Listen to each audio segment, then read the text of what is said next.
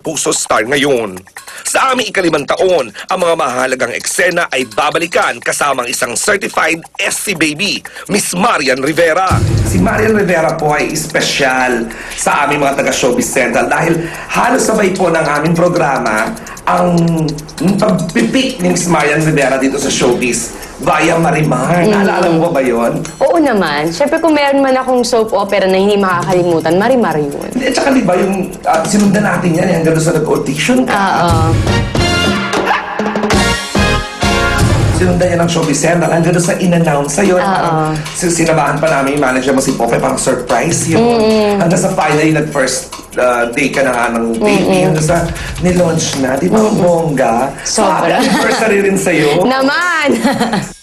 The next big star on TV, Marian Rivera as Marimar. Nagpatan ako, nagpa-extensions ako. Tapos madami akong ginawa.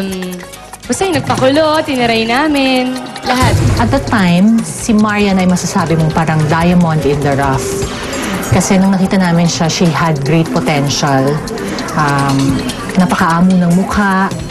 Nag-exude siya ng innocence and yet, alam mong sexy siya. Sa mga nagsunod-sunod ng successful projects, nagpatuloy din ang mga nagpahalaga kay Marian. Mula endorsements, magazine covers, hanggang sa mga coveted yearly Italies sa showbiz. Wow! Kinilig daw ako. Siyempre naman isang malaking karangalan ang maging #1 na ikaw yung pinaka-sexy, di ba?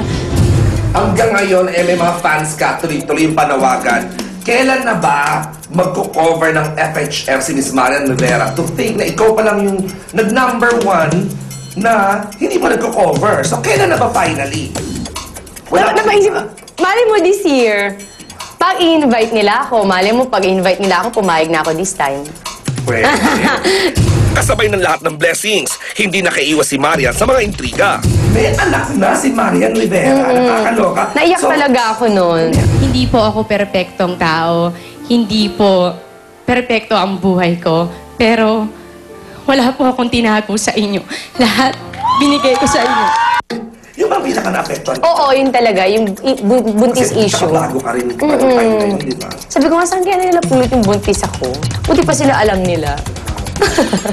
Oo nga, no, parang yun yung ini-intriga. Hanggang ngayon, yun pa rin issue ko, buntis pa rin ako. Correct nga eh. Nakakaloka. Siguro, excited din siguro ibang mga fans niyo. Kailan na ba talaga, hindi naman sa pinipressure ka namin, pero I'm sure, alam mo na may clamor ang mga fans ni Dingdong na sana kayo na magkatuluyan, sana ikasal na sila. Yan ba, pinag-uusapan niyo ba nitong yung ganyang bagay o malayo pa talaga? Alam mo kasi parang ako, ang dami ko pang dapat gawin at marami pa akong gustong gawin sa buhay ko. At naniniwala ko yung mga kasal-kasal na yan at engagement ring na yan, napakabigat na moment yan sa buhay ng isang tao na kailangan pinag-iisipan mo. Ano bang magiging kalalabasan nito? Magiging okay ba? Magiging successful after all? So kailangan pinag-iisipan na hindi lang isang beses, maraming beses kasi mahirap magkamali. At hindi mo na maibabalik yun. Kailangan, gusto ko sa sarili ko, kapag ginawa ko yun, talagang ready na ako. Through the years, marami ang naging pagbabago, pero meron ding nananatiling totoo. Ano naman yung hindi nagbago kay Marian yun? May prinsipyo kasi ako sa buhay talaga.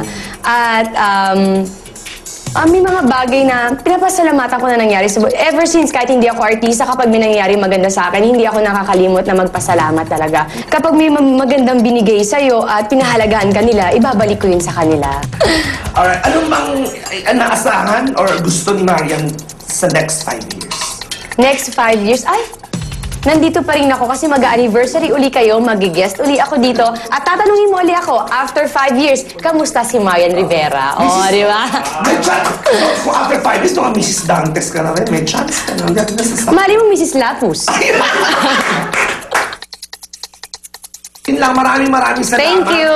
Yan, for being a part of Showbiz Central for 5 years. Lahat ng mga latest sa'yo, ina-update po kami palagi. Laging invited ang Showbiz Central sa mga kaganapan mo, sa mga gawa mo sa buhay. in behalf of my co-host and all the staff and crew ng Showbiz Central, maraming Ay, ako din. Gusto ko din mag-thank you dahil simula nung nag-umpisa ako, kayo naman talaga ang sumubaybay sa akin hanggang sa ngayon. Kaya thank you, Showbiz Central. naman!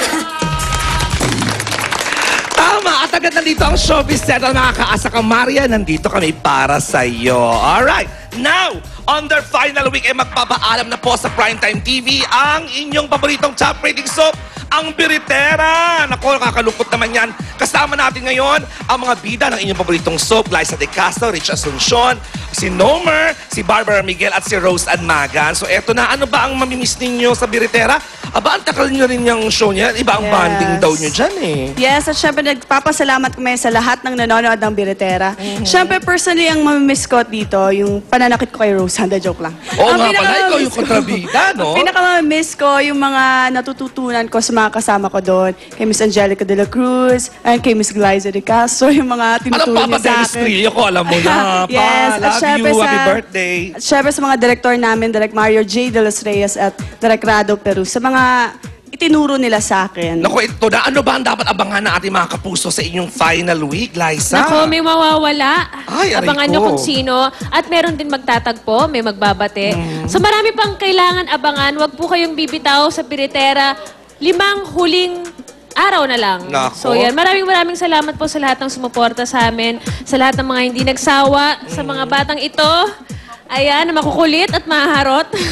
Ayan, maraming salamat po. At gusto ko rin magpasalamat sa Ellen's, sa Tony and Jackie, sa My Dentist. Ayan, maraming salamat po. Alright, nako, imbitahan nyo na ating mga kapuso simula bukas ang huling 5 araw ng Biritera. Go ahead, kids. Manood po kayo ng Biritera sa huling linggo namin. At saka po mapaparood nyo rin po pala yung dance number namin ni Ate Rosan. Abangan nyo po yung Aba, huling may dance linggo number namin. pa pala doon, ha? Yung bagong hairstyle niya. Oo, nako, abangan nyo yan. Nako, bonggang-bongga yung Biritera. O, nako, nais mong pasalamatan ng Showbiz Central, ang El De Vera Catering Services, ang Active White, Glutathione Whitening Products, Zago Minute Burger, Master Siomai, Waffle Time, Fernando's Bakery, Classic, Savory, at ang Sweet Corn. Maraming salamat. At syempre sa aking mga sponsors, Bench, Calayan Surgery Center, Hair Watch Salon, Tatag Galias.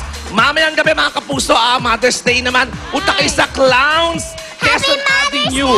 Nandun po ako, makita-kita tayo dyan. Let's celebrate! Tama, at saka yung mga meron kaming sagala, sorry Oh, ka. sagala sa Dahil Clowns? Reyna Elena ako, hindi sa May 19 sa Saturday, dyan sa Pinyahan, sa Quezon City, Ay. magkita-kita tayo dyan. And happy watching kay Direk Ricky Davao. Alright. O, eto na.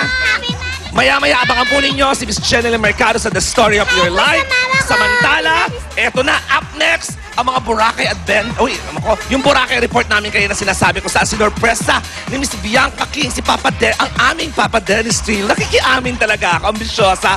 At ang Hollywood premiere ng The Road natin sa atin ni Alden Richards. Later, Alligators, magbabalik ng Showbiz Central.